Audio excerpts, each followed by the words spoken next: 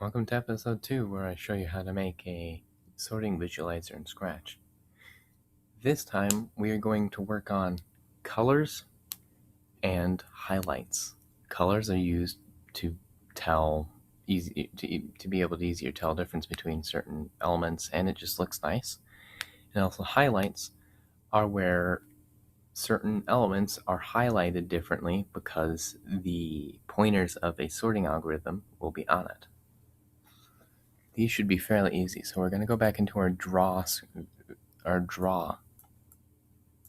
sprite.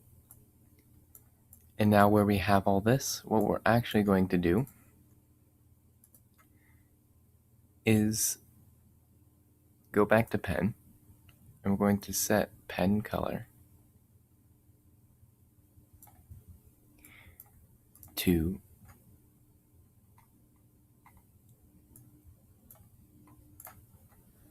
100 divided by number of lines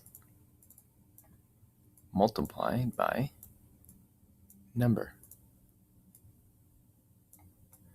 Now if we just generate this again, we'll see that something is not quite right.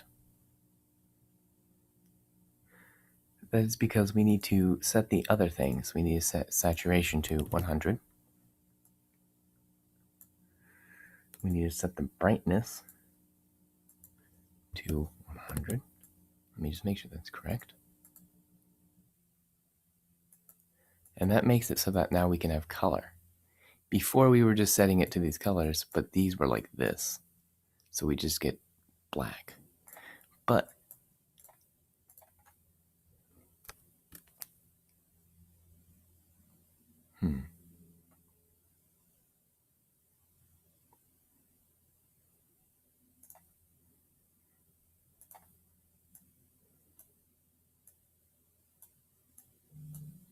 maybe it's being stingy and wants me to use that one. There it is. And now we've got our colors. What we're actually going to do is reduce this by a little bit. It's a bit too much. Still a bit much. Let's do 90. And there we go. That makes the brighter ones easier to see. And now, what happens when a sort's pointer is where it's drawing? What we need to do is have an if-else statement.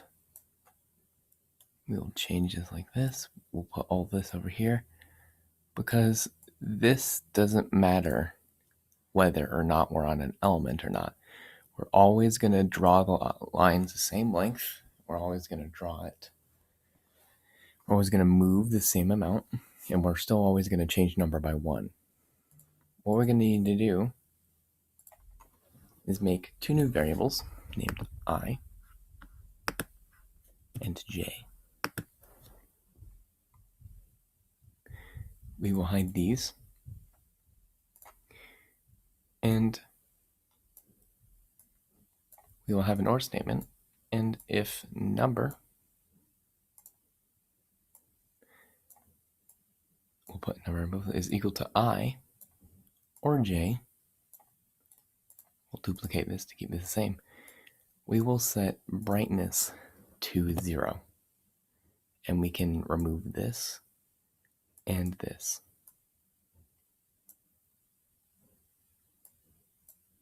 And so basically what that will do is make it so it's always black no matter what. So let's set we'll set I and J to numbers. We'll set J to 4. So one of these bars over here. And we'll set I to 56, so something over here.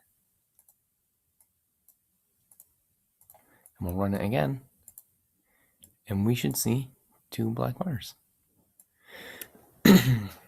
Now, if we were to get a repeat loop,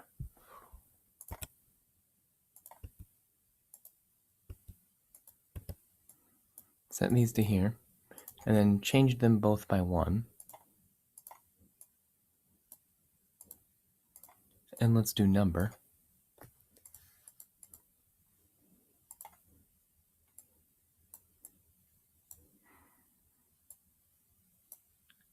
if we were to put this here, have a broadcast screen update, what we should see is what looks to be the two lines moving across.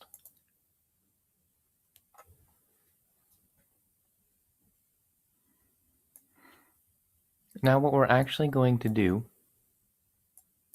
is make their pen size slightly bigger, so they're easier to tell so it's easier to tell the difference between them.